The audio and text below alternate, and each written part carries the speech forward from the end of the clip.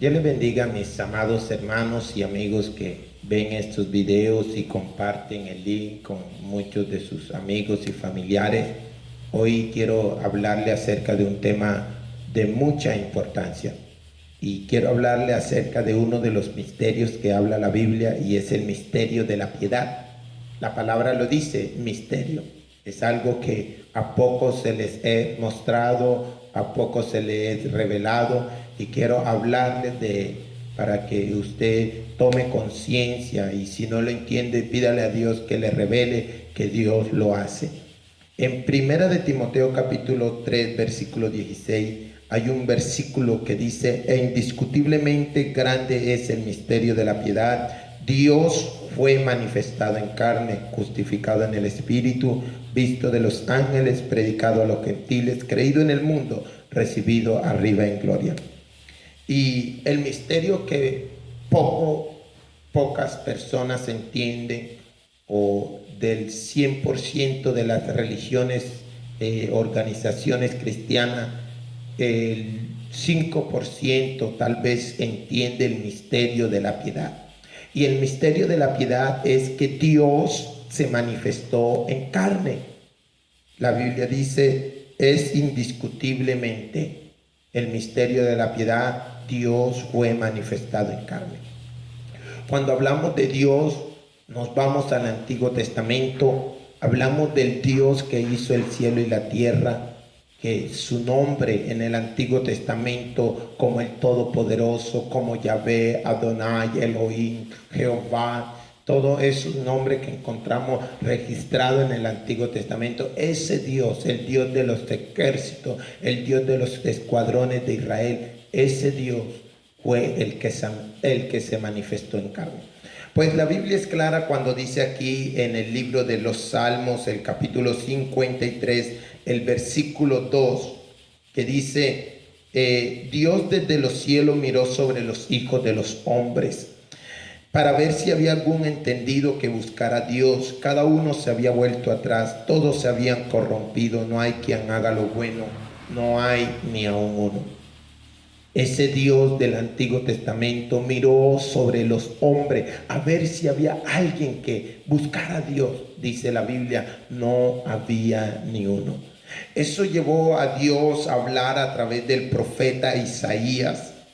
Y el profeta Isaías en el capítulo 52, el versículo 4 dice así: porque así dijo Jehová el Señor, mi pueblo, el pueblo que descendió a Egipto. El versículo 5 dice: y ahora, ¿qué hago aquí? Dice Jehová, ya que mi pueblo es llevado injustamente, y los que de él se enseñorean lo hacen aullar, dice Jehová, y continuamente es blasfemado mi nombre todo el día. El versículo 6 da la respuesta que dice: por tanto mi pueblo sabrá mi nombre por esta causa en aquel día, porque yo mismo que hablo, he aquí estaré presente. Esas fueron las promesas de Dios para venir a esta tierra. Yo mismo que hablo voy a estar presente. Mi pueblo va a saber mi nombre. Mi pueblo me va a conocer un día. Habló a través del profeta Isaías. El profeta Isaías lo conocemos como el profeta mesiánico, el profeta que habló de las profecías acerca del Mesías, como dice en su mismo libro, el capítulo 6, versículo 9, donde habla que por tanto se iba a dar a conocer, y lo podemos leer en esta preciosa día de hoy, donde usted puede compartir, entender lo que la palabra de Dios nos dice. Dice, porque un niño nos es nacido, hijo nos es dado, y el principado sobre su hombro, y llamará su nombre admirable, consejero, Dios fuerte, Padre eterno, príncipe de paz. Esas son las promesas de Dios a través del profeta Isaías, diciendo que él iba a venir a esta tierra. Y Dios dijo: cuando yo venga me conocerán como el Dios fuerte, como el Padre eterno, como el príncipe de paz, como el consejero.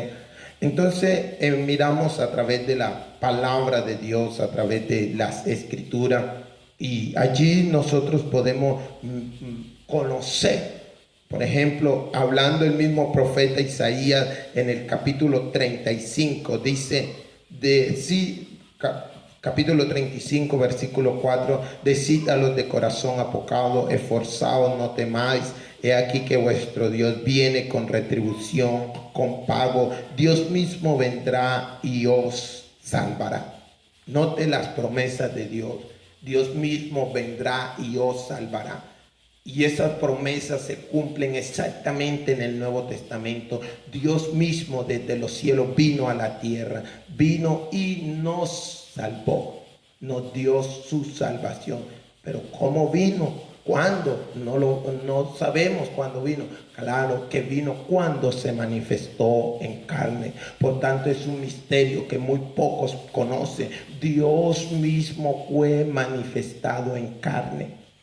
Y dice la Biblia ya en el Nuevo Testamento, dándonos a conocer este mismo misterio en el capítulo 1 del libro de Juan. El capítulo 1 dice así la palabra de nuestro Señor Jesús en el versículo 10. En el mundo estaba y el mundo por él fue hecho, pero el mundo no le conoció.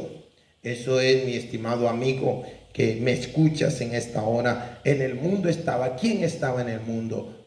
El mundo por él fue hecho. ¿Quién hizo el mundo? Pero el mundo no le conoció. Déjame decirte, hasta el día de hoy poco les conoce, pocos saben de él. Porque mira lo que dice el libro de Corintios, capítulo 2, el versículo 8. La que ninguno de los príncipes de este siglo conoció, porque si lo hubieran conocido, nunca habrían crucificado al Señor de gloria. ¿Te das de cuenta? Si el mundo hubiera conocido que Dios estaba en Cristo reconciliando consigo al mundo, si el mundo hubiera sabido que ese que hizo, que multiplicó los panes, que ese que dio de comer, que levantó al paralítico, sanó al ciego, que levantó a Lázaro después de 4 días de muerto, si el mundo hubiera conocido que ese era Dios manifestado en carne, nunca hubieran crucificado al Señor de gloria. Ahora tú me preguntas a mí, ¿quién es el Señor de gloria? Pues la Biblia nos habla en el Salmo 24, nos habla la palabra de Dios acerca de quién es el Señor de la gloria. En capítulo 24, versículo 8 dice, ¿quién es este Rey de gloria? Jehová el fuerte y valiente, Jehová el poderoso en batalla. Y el versículo 10 dice, ¿quién es este Rey de gloria? Jehová de los ejércitos es el Rey de gloria. Entonces te das de cuenta que Dios se manifestó en carne, mi estimado amigo. Tal vez para los que a nosotros que se nos ha sido revelado el misterio de la piedad, lo entendemos, lo compartimos, lo hablamos, pero otras personas no entienden y no comprenden esta parte. Por ende, me nace una pregunta, o hicieron una pregunta mejor, que me dejaron escrita allí en el libro, dejaron escrito en los comentarios de YouTube, que explicara este versículo de San Juan capítulo 3, que es donde habla una confusión para muchas personas, lo que no entienden y comprenden. Juan 3:16. Porque de tal manera amó Dios al mundo, que ha dado su Hijo unigénito, para que todo aquel que cree no se pierda, mas tenga vida eterna. Entonces tú puedes preguntar, si tú hablas que Dios se manifestó en carne, ¿por qué entonces la Biblia dice que Dios tiene un Hijo unigénito? Vamos a estudiar lo que la palabra unigénito significa. Unigénito significa único engendrado. Si fuera primogénito, significara primer engendrado. Pero dice su unigénito, su único engendrado. Eso nos da a entender que Dios, para venir a este mundo, tuvo que tomar un cuerpo humano. Ese cuerpo humano preparó, hizo los preparativos, envió el ángel a María. El ángel vino a María. Cuando vino a María, habló, mi estimado amigo y hermano, le habló el ángel a María, y nosotros sabemos la salutación que le hizo, el saludo. Le dijo, bendita eres tú entre todas las mujeres, y allí el poder del Altísimo vendrá sobre ti, y el santo ser que nacerá será llamado Hijo de Dios. ¿Por qué? Porque todo lo que es nacido recibe el título de hijo. Entonces ese cuerpo humano que nació de María es hijo porque fue engendrado. Pero dentro de ese cuerpo humano estaba Dios. Cuando la Biblia dice que Dios dio su hijo, quiere decir que Dios entregó su cuerpo, su único cuerpo que él había engendrado, lo entregó para que muriera en la cruz del Calvario. Ese único cuerpo que Dios engendró en María, que no ha sucedido más en la historia de la humanidad, que Dios haya engendrado un cuerpo humano en alguna mujer. No, únicamente ese cuerpo humano que recibió el nombre Jesús, que es el nombre de Dios cuando se manifestó en carne, que es el nombre sobre todo nombre, mi estimado amigo. Ese nombre, ahora Jesús es Dios manifestado en carne. Cuando habla de hijo, no te confunda, es la parte humana. Cuando habla de padre, no te confunda, es la parte divina. De tal manera que Felipe en Juan capítulo 14, Felipe le dice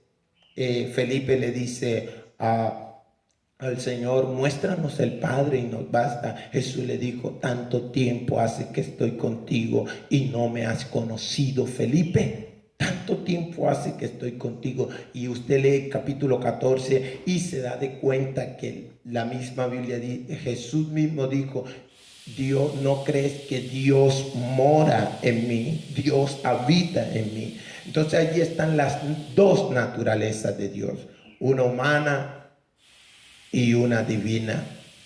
La humana fue la que murió en la cruz del Calvario. La humana fue la que sintió hambre, sintió sueño.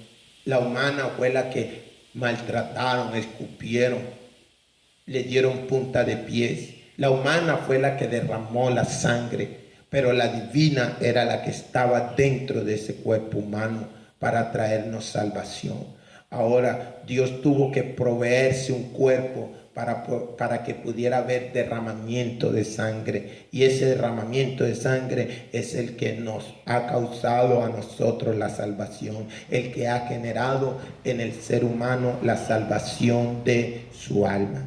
Mi estimado amigo, si tienes preguntas acerca de este tema, quiero que nos escribas, que nos dejes tu comentario allí, o al número de teléfono o algo, preguntando más explicación, más citas acerca de este tema. Les habla, soy el pastor Marcelino Borja Morales y estoy para su servicio, para explicarle, para mostrarle acerca de tantos temas bíblicos que no entiende. De mi parte, que Dios te bendiga, te colme de muchas bendiciones. Hasta la próxima.